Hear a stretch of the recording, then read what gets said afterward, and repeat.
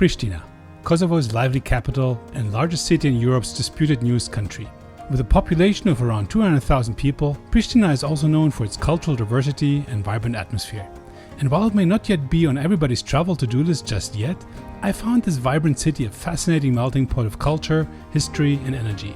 In this video, I will take you on a tour through Pristina city center with all the major highlights you don't want to miss on your next trip to Kosovo's capital. At the end of the video, I'll provide a few additional tips that will make your stay here unforgettable. And if you like this video, make sure to subscribe and comment down below. But let's get started with our exploration of one of this year's two capitals of culture in Europe. Let's check out Pristina.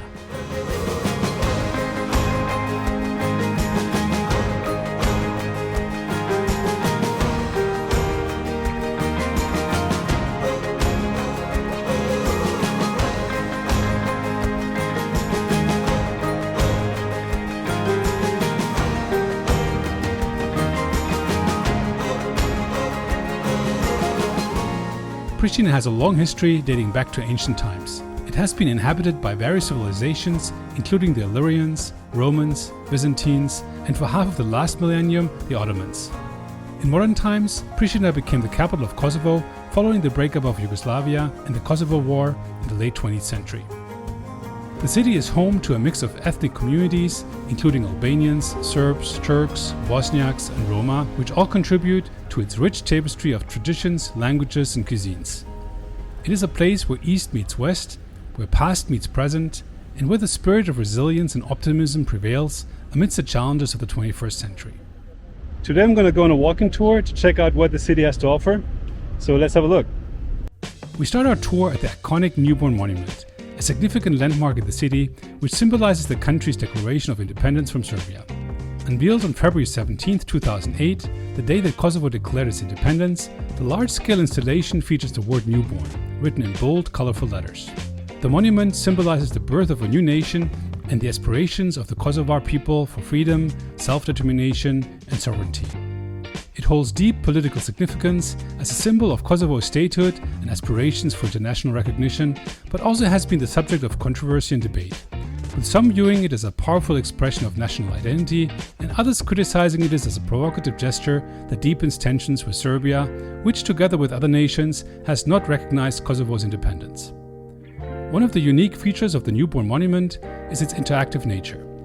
Every year, the monument gets repainted and decorated to commemorate various events and milestones in Kosovo's history.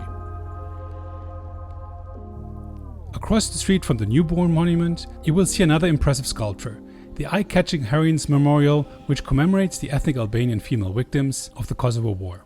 The monument is made out of over 20,000 medals that are stacked to form the face of a woman. A plaque explains that almost 20,000 women had been fallen victim to rape by Serbian forces. It is one of the few reminders of the horrific war times that are visible in the city.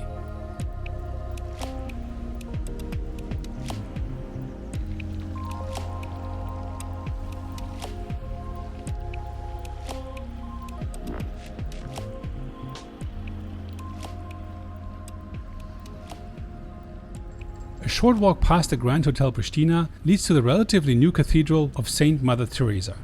The Roman Catholic cathedral was built between 2007 and 2010 and dedicated to the Albanian Indian nun and missionary Saint Teresa of Calcutta. The cathedral was formally consecrated 7 years later on the 5th of September 2017, 20 years after Mother Teresa's death. The cathedral's construction initially sparked some controversy in Muslim circles, where it was seen as outsized considering the small number of Catholics in the area. But Ibrahim Rugova, the first president of Kosovo and himself a Muslim, laid the foundational stone in a large ceremony. He is also commemorated in a statue in front of the cathedral. Nowadays, some of the biggest Christmas masses occur at the cathedral, and local Muslims join their fellow Catholic citizens in solidarity as part of the congregation and to celebrate the holiday season. It's a lovely church and certainly worth a visit.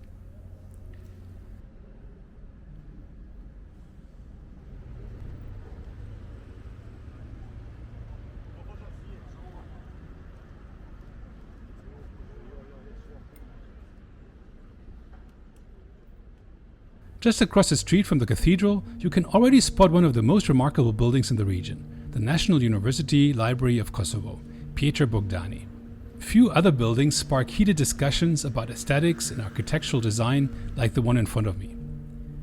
Built in the 1970s, after the plans of Croatian architect Andrija Mutnaković, the library features a striking geometric structure with a series of domes and skylights arranged in a circular pattern. The exterior is clad in white marble with zenith windows and is entirely covered in a metal fishing net.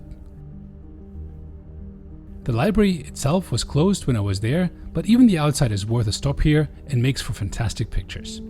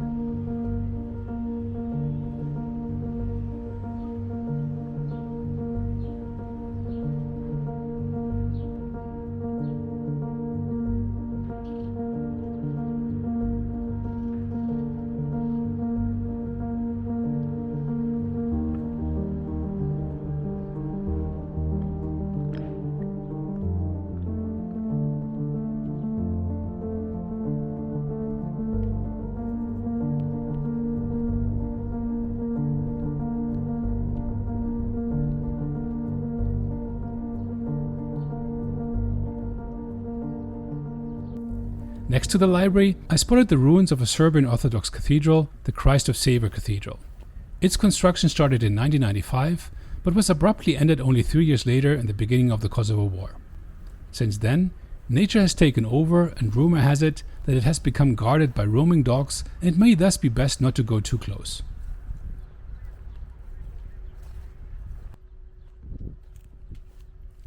I continue my tour to the expansive pedestrian zone of the city, the large boulevard Nene Teresa. The boulevard is beautifully designed, with wide walkways, green spaces, and plenty of cafes, restaurants, and shops.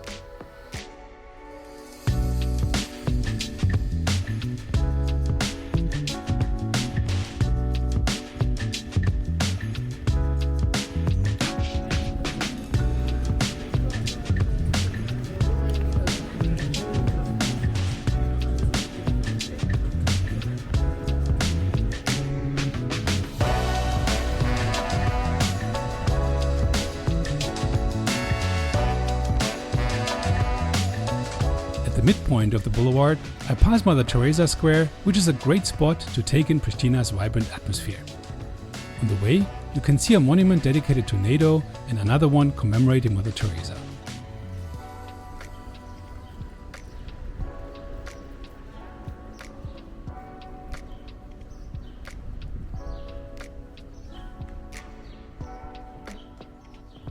The pedestrian zone leads to one of the main public squares in Pristina, the Šeši Skanderbeg, or Skanderbeg Square. If you have not watched my travel documentary on Albania, here's some quick info on Albania's most important hero.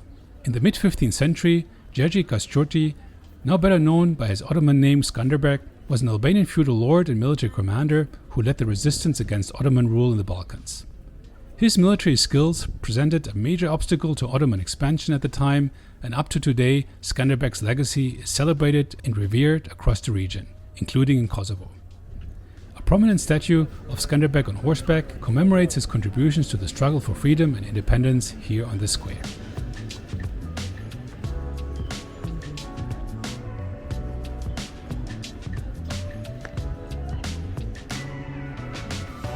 A short walk further, we get to another important square in Pristina, Adem Jashari Square. Adem Jashari was a prominent figure in the Kosovo Liberation Army, the KLA, and a symbol of the Kosovo-Albanian struggle for independence from Serbia. He is celebrated as a national hero in Kosovo for his role in the armed resistance against Serbian forces during the Kosovo War.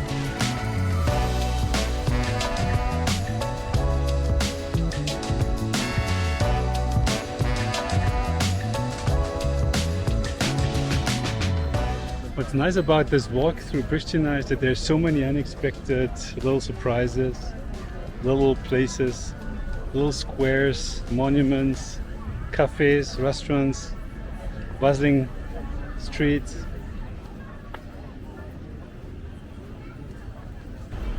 Let's continue a little bit more here.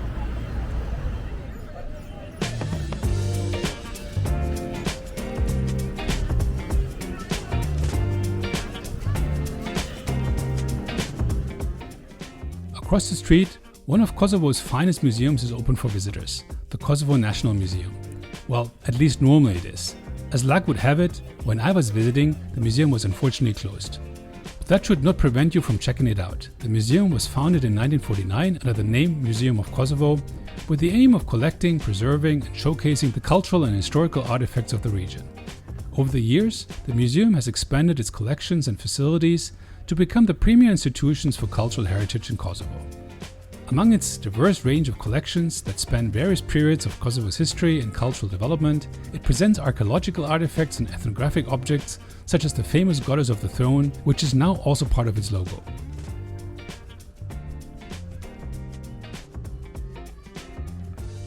Just behind the museum, you can find the Ottoman-era Jasha Pasha Mosque.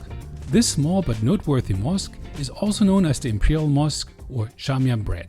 The mosque was built in the 1830s by Jasha Pasha, a prominent Ottoman military commander and administrator who served in the region during the Ottoman Empire's rule. The mosque is renowned for its elegant Ottoman architectural style, characterized by a central dome, minaret, and stunning prayer hall. The mosque features intricate geometric patterns, decorative motifs, and calligraphy on its exterior and interior surfaces. The main entrance is adorned with a beautifully carved wooden door, which is complemented by ornate plasterwork and colorful frescoes in the interior.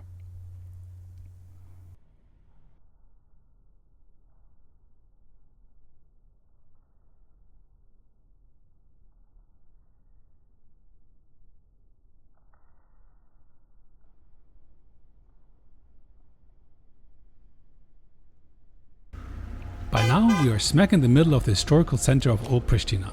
The more communist-era concrete buildings make way to Ottoman-era structures. One of these structures is the eye-catching clock tower. Locally known as Saat Kula, the clock tower is one of the iconic landmarks in Pristina and can't be missed on any tour through the old town. It was originally built in the 19th century during the rule of the Ottoman Empire, serving as a timekeeping mechanism for the local population and a symbol of civic pride and identity. The tower is constructed of stone and brick, with ornate decorations and geometric patterns adorning its exterior. The clock mechanism itself is housed within the tower and is powered by a mechanical system. Right across from the tower, the Great Mosque makes for the most impressive centerpiece of Old Pristina. Likely one of the most beautiful mosques in the country, the Jamia Imade is amongst the oldest structures in the city. Dating back to the 15th century, the mosque features a typical Ottoman architectural style with a large central dome, a minaret, and a prayer hall.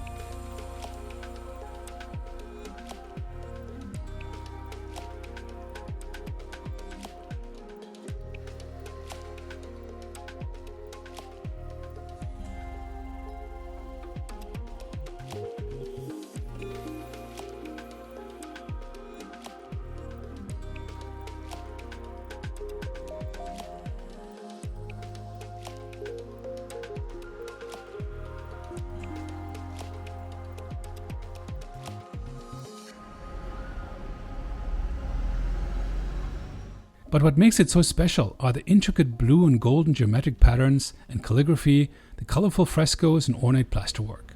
To me, it was one of the highlights of my tour, and I can only highly recommend a visit to this very special place.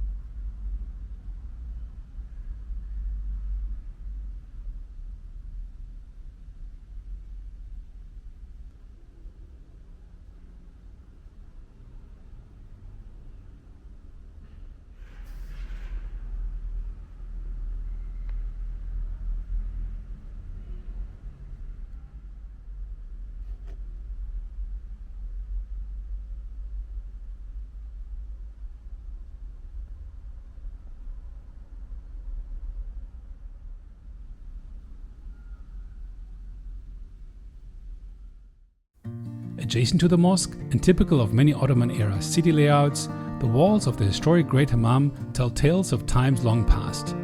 Unfortunately, the hammam was undergoing renovation when I was there and only recently opened its doors to the public for public events and art installations.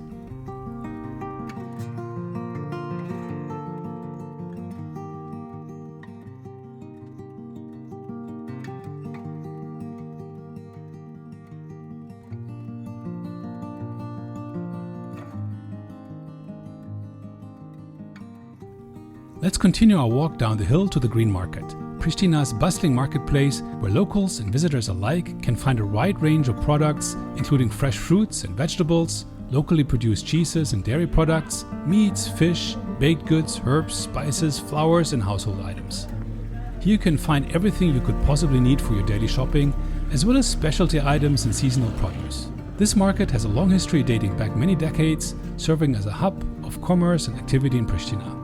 Over the years, it has evolved and expanded to meet the needs of the growing population and changing market demands.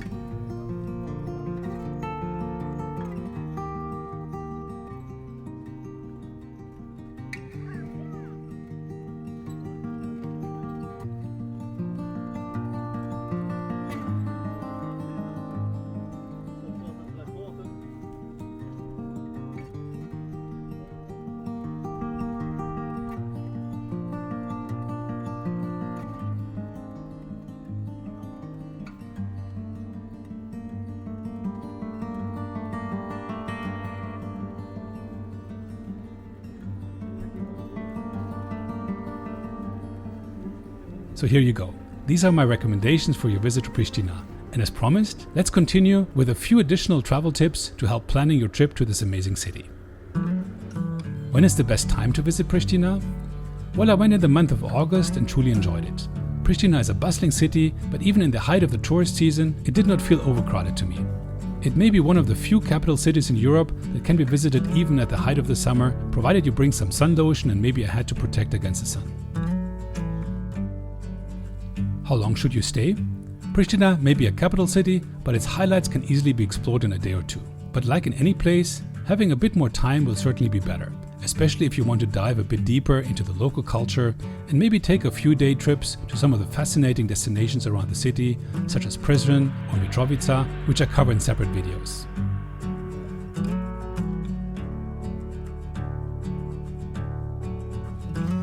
Where to stay? There are a few options to stay in Pristina. Several larger as well as boutique hotels offer accommodation in or in close proximity to the city center. Alternatively, you may also want to opt for a more private stay in a studio or apartment.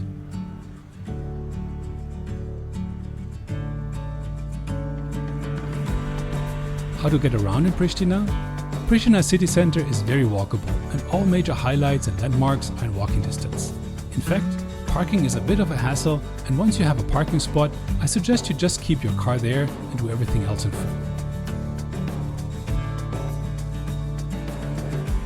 What currency is used?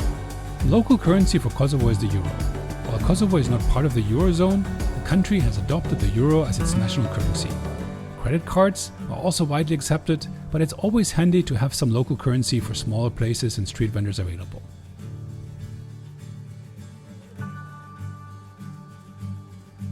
Is Pristina expensive?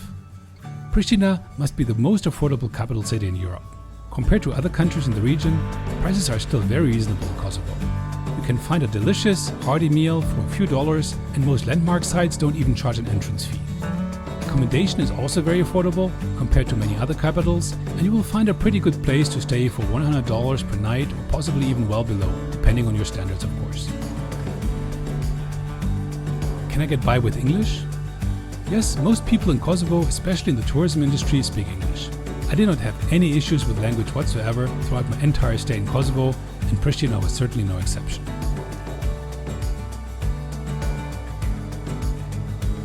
What should you bring? You will do quite a bit of walking, so bring comfortable walking shoes. Depending on the time of the year, bring weather-appropriate clothing. If you plan to visit mosques as a woman, carry a scarf with you. A light backpack to carry a reusable water bottle, light snacks, and maybe a power bank can also be very useful. I always bring a hat and some sunscreen with me too. Kosovo uses the standard European Type C and Type F plugs, so if you are coming from the US, you'll need a travel adapter. Last but not least, bring a camera to capture those special moments in the city. Is Pristina safe? Yes, Pristina is very safe and I felt safe walking around even in the evenings. But like in any place, it is always good advice to stay vigilant and avoid poorly lit areas. It's also a good idea to leave your valuables at home, as pickpockets tend to frequent the busiest streets around the tourist landmarks, and you don't want them to get successful with you.